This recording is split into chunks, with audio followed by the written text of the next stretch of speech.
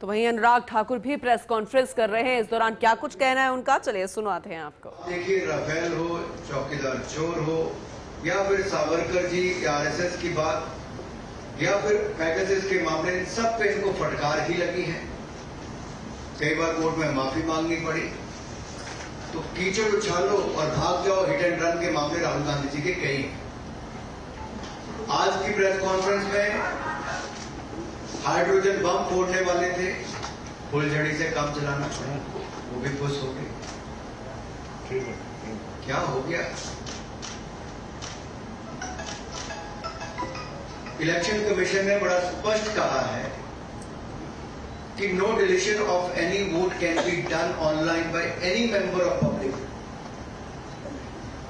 Online किसी भी vote को नहीं काटा जा सकता और no deletion can take place without giving an opportunity of being heard to the affected person. तो बगैर किसी की बात सुने उसका वोट नहीं काटते, उस पर निर्णय नहीं करते। 2023 में अनसक्सेसफुल अटेम्प्ट्स की गई, प्रयास किए गए जो विफल रहे, नाम काटने के आनंद असेंबली कॉन्स्टिट्यूएंसी में। और ये इलेक्शन कमीशन ने एफआईआर फाइल करने के लिए ही कहा था और मैटर इन्वेस्टिगेट करने के लिए भी इलेक्शन कमीशन ऑफ इंडिया ने ही कहा था।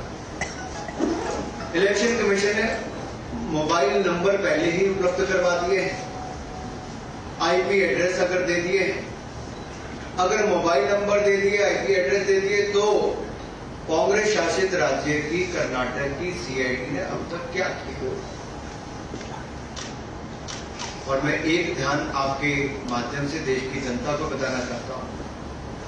रिकॉर्ड्स के अनुसार आनंद विधानसभा क्षेत्र ये कांग्रेस के ही कैंडिडेट ने जीती थी 2023 में 10,348 मतों से। तो क्या श्रीमान राहुल गांधी जी कांग्रेस ने वोट चोरी करके सीट जीती थी?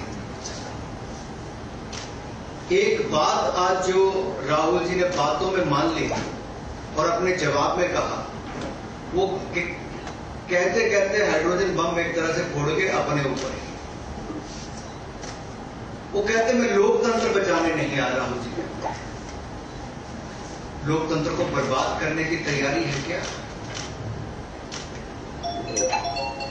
गलत निराधार आरोप बार बार संवैधानिक संस्थाओं पर लगाना, गलत निराधार आरोप बार बार इलेक्शन कमीशन ऑफ इंडिया पर लगाना, कभी ईवीएम पर प्रश्न चिन्ह खड़े करने, कभी वीवीपैट पर करना, कभी चुनावों के नतीजों पर करना और कभी टूल किट के सहारे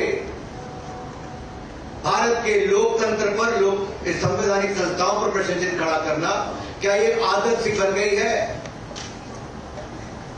क्या चाहती है कांग्रेस पार्टी? पूर्व प्रधानमंत्री इंदिरा गांधी जी सत्ता का दुरुपयोग करके, अफसरों का दुरुपयोग करके चुनाव जीते हैं तो कोर्ट उनको भाग का रास्ता दिखाता है।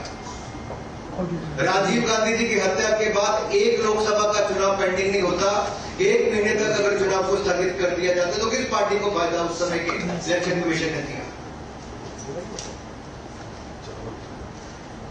रमा देवी जी, एमएस गिल, टीएन शेषन से लेकर ये बाकी सारे इलेक्शन कमिश्नर जो थे किस पार्टी ने नियुक्त किए और वापस किस दल में गए? कांग्रेस पार्टी में गए। इलेक्शन कमीशन का दुरुपयोग इन्होंने कभी किया होगा? उनको बड़े बड़े पद भी बाद में दिए होंगे,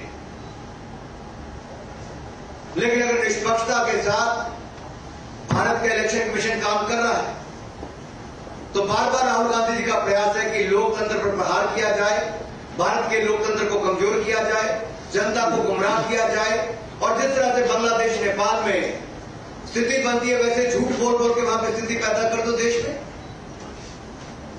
मैं एक और उदाहरण आपको देना चाहता हूं। अभी हाल ही में कर्नाटक हाईकोर्ट का फैसला आया, मनूर विधानसभा के चुनाव को खारिज किया है।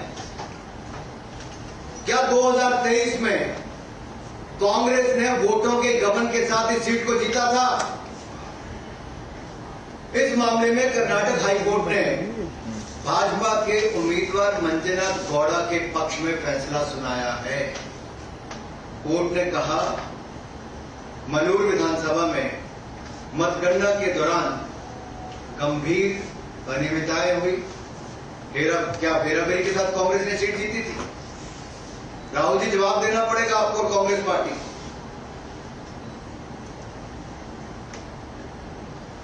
और आपके इलेक्शन कमिश्नर के समय अगर मैं कहूं, सोनिया जी का नाम जब आया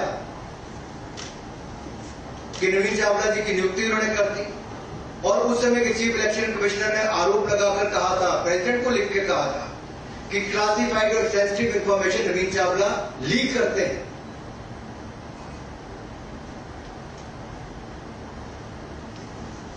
कुछ सवाल आज मैं और पूछना चाहता हूं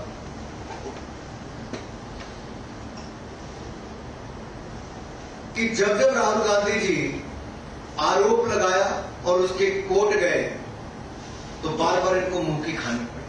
आप सारे उदाहरण उठाकर देखिए, कभी माफी मांगनी पड़ी तो कभी कोर्ट की लताड़ खानी पड़ी। तो क्या इसी डर से राहुल गांधी जी शपथ पत्र नहीं दे रहे हैं? आज मीडिया द्वारा बार बार पूछे जाने के बाद भी शपथ पत्र क्यों नहीं दे? ये आए तो धमाका करने थे, लेकिन ड्रामा करके चले जाए।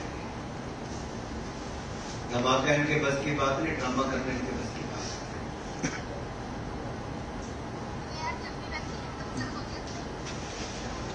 और अगर इतना ही दम।